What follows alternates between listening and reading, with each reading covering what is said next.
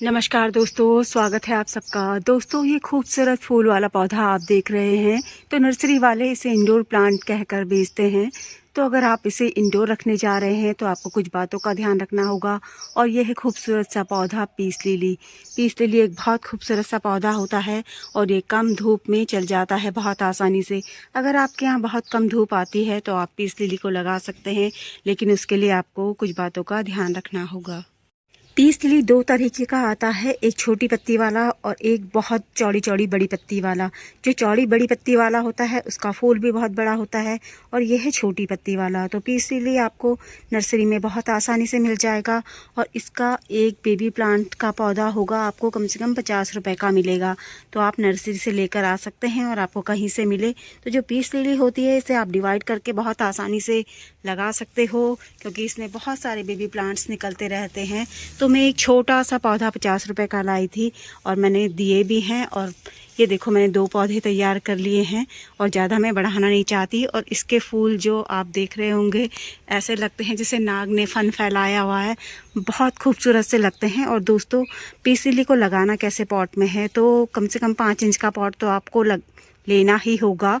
और जैसे जैसे पौधा बढ़ता जाएगा आप देख रहे होंगे कि मैंने इनको मतलब बड़े बड़े पॉट में लगाया हुआ है। तो जैसा जैसे आपके पौधा ग्रोथ करेगा, क्योंकि इसमें ना बहुत सारे बेबी प्लांट्स निकलते रहते हैं, तो आपको फिर इसको बड़ा पॉट देना होगा या फिर डिवाइड करते करते आप इसे बहुत सारे छोटे छोटे पॉट में लगा सकते हो। लेकिन मैंने तो सिर्फ 2 बड़े बड़े पॉट में लगाना बेहतर समझा, तो इसलिए मैंने ऐसे लगाया है। और आप देख रहे होंगे कि मेरी पीस लिली में काफ़ी सारी कलियाँ बनी हैं और ये अभी मतलब फूल खिलना बाकी है। इसके फूल खिलने में बहुत टाइम लगता है, ये मैंने देखा है।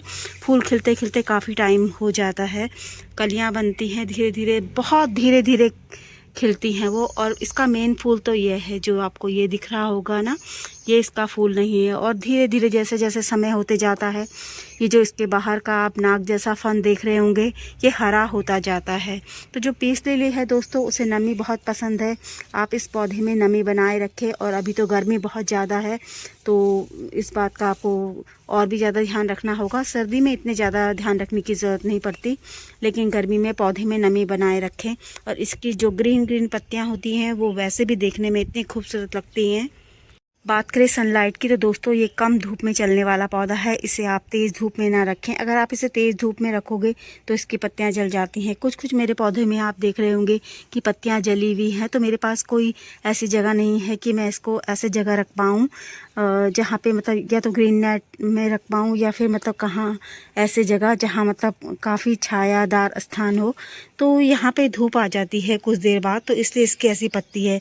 अगर मैं इसको ऐसी जगह रखती कि जहाँ इसको ज़्यादा धूप ना मिले, सिर्फ पूरा प्रकाश मिले, खूब अच्छी उचित लाइट और हवादार स्थान हो, ऐसे जगह अगर मैं रखती तो इसकी पत्तियाँ और ज़्यादा ग्रीन होती और ज़्यादा शाइनी होती। लेकिन यहाँ पे 2 बजे के बाद धूप आ जाती है तो ये मेरा पौधा थोड़ा थोड़ा धूप की चपेट में आ जाता है। जैसे आप देख ही रहे होंगे कि अभी जो मई की इतनी भयंकर गर्मी चल रही है, तो इसलिए थोड़ा ये इतना ज़्यादा वो नहीं है। लेकिन फिर भी ये हेल्दी है क्योंकि मैं इसमें नमी बनाए रखती हूँ। और आप चाहो तो मल्चिंग भी कर सकते हो पौधे की। और बात करें फर्टिलाइज़र की तो फर्टिलाइज़र जो इसकी ग्रीन पत्तियां हैं उनके लिए तो नाइट्रोजन युक्त खाद ही आप दें, कोई भी, चाहे गोबर की खाद दें चाहे वर्मी कंपोस्ट दें। और अगर आपको फूल चाहिए, क्योंकि अब इसमें फूल खिलने का टाइम है ना, तो आप कोई भी पोटेशियम युक्त खाद दे सकते हैं। मैं कहूँगी कि अभी ऑर्गेनिक ही दें, क्योंकि अभी इतनी ज़्यादा भयंकर गर्मी हो रही है। तो आप बनाना पिल, अनियन पिल, किसी का भी लिक्विड फर्टिलाइज़र दे सकते हैं, चाहे आप वर्मी कंपोस्ट और गोबर की खाद का लिक्विड फर्टिलाइज़र भी दे सकते हैं। मैंने इसे 1 महीने पहले दिया था किचन वेस्ट का लिक्विड फर्टिलाइज़र। उसके बाद मैंने जो आपके साथ वीडियो शेयर किया था कि मैंने धूप में सुखाकर जो किचन वेस्ट तैयार किया था और उसे मिक्सी में पीस के उसका पाउडर तैयार किया था, उसकी खाद मैंने इसे दी थी। दोस्तों, मिक्सी में पीसकर वो पाउडर फॉर्म में मैंने दिया था तो वो इतना महीन था कि वो बहुत जल्दी डिकम्पोस्ट हो गया है। तो आप देख रहे होंगे कितनी सुंदर सुंदर कलियां और फूल खिले हुए हैं। अगर आपके पौधे में फूल नहीं खिल रहे हैं तो आप भी इस तरीके से दे सकते हैं। जो ये पीस लिली का पौधा है बहुत ही खूबसूरत पौधा है और अगर आप इसे इंडोर रखने की सोच रहे हैं तो ऐसे जगह में रखें इसे जहां आपका जहाँ पे भी आप रख रहे हो ना अपने घर की जगह में, किसी भी जगह में, तो वो स्थान वो हवादार होना चाहिए और बहुत प्रकाश, जहाँ अच्छा प्रकाश हो, अच्छा लाइट हो, ऐसी जगह में रखें। किसी भी अंधेरे वाली जगह में ना रखें। अगर क्योंकि आप किसी भी अंधेरे वाली जगह में रखेंगे तो पौधा चल तो जाएगा, लेकिन उसमें ना तो फूल खिलेंगे और ना ही पौधे की इतनी अच्छी ग्रोथ होगी और ना ही आपकी जो पत्तियां हैं वो इतनी चमकदार और उनमें इतनी शाइन रहेगी। दोस्तों, मैं अपने पौधे में एक बार ही पानी डालती हूँ और अब तो दिन प्रतिदिन गर्मी बढ़ती ही जा रही है, तो मैं सोच रही हूँ कि अपने पौधे में अच्छे से मल्चिंग कर दूँ और कुछ दिनों बाद ये सारा जितना भी मैं मल्चिंग कर रही हूँ फूलों के पत्तों से, फूलों से सूखे हुए जो भी आप देख रहे होंगे, ये सारे मेरे ही गार्डन का वेस्ट है, तो ये भी खाद में बदल जाएगा, ये भी अच्छी खाद बन जाएगी। तो इससे आपके दो फ़ायदे होंगे, एक तो आपका पौधा धूप से बचा रहेगा, पौधे में नमी बनी रहेगी, और दूसरा ये जो भी हम मल्चिंग कर रहे हैं ये भी खाद बन जाएगी अच्छे से, तो हमें डबल फ़ायदा होगा। तो ऐसा आप कर सकते हैं और इसी पौधे में नहीं, आप सभी पौधे में इस तरीके से कर सकते हो। मैं तो लगभग अपने सभी पौधों में कर रही हूँ, क्योंकि हम बार बार पानी नहीं डाल सकते। एक बार ही इतने बड़े गार्डन में पानी डालना बहुत हो जाता है, बहुत टाइम चाहिए होता है और बहुत समय लग जाता है। इसलिए मैंने कोशिश की है कि अपने काफ़ी सारे पौधों में इस तरीके से मल्चिंग कर दूँ। मल्चिंग आप किसी भी चीज़ से कर सकते हो, आपके पास नारियल के सूखे छिलके हों, मूंगफली के छिलके हों, सब्जियों के छिलकों को खूब सुखा लें, गीला ना डालें कुछ भी दोस्तों, सुखा कर ही डालें जो भी आपको डालना हो। आप धान की भूसी से कर सकते हो, जो गत्ते आते हैं उन गत्तों से कर सकते हो, कार्टून वगैरह आते हैं ना, हम ऑनलाइन काफ़ी सारा सामान मंगाते हैं तो आप उनसे मल्चिंग कर सकते हो। पुराने टूटे हुए मिट्टी के जो गमले होते हैं उनसे कर सकते हो, और दिवाली में बहुत सारे दिए हम लाते हैं उनसे कर सकते हो, छोटे छोटे ईंट के टुकड़े से कर सकते हो। काफ़ी सारी चीज़ें होती हैं मल्चिंग करने के लिए, तो जो भी आपके पास उपलब्ध हो आप उनसे कर सकते हो। दोस्तों, जैसे कि गर्मी बहुत ज़्यादा है तो बहुत सारे दोस्त बस पौधों में पानी डालते रहते हैं, तो पौधे की आवश्यकता अनुसार हमें पानी देना है। ये नहीं कि बस डालते रहें और ओवर वाटरिंग से हमारा पौधा ख़राब हो जाए। तो पहले आप अपने पौधे को देखें, आपके पौधे की मिट्टी कैसे हैं, मिट्टी चेक करें अपने पौधे की, उसके बाद ही उसमें पानी डालें।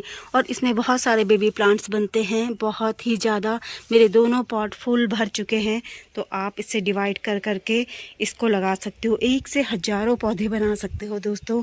अगर आप 50 रुपए का पौधा लाते हो या 100-200 रुपए का पौधा भी आपको आपकी नर्सरी में मिलता है, तो आप इससे काफ़ी सारे पौधे तैयार करते हो। और क्योंकि ये बहुत जल्दी मल्टीप्लाई होता है, इसलिए इसमें कोई नुकसान भी नहीं है कि अगर आपको कोई पौधा 100 रुपए का मिलता है तो आप ले सकते हो दोस्तों। क्योंकि 20 दिन पहले ही मैंने इसमें किचन वेस्ट डाला था, इसलिए मैं अभी नहीं डालूंगी।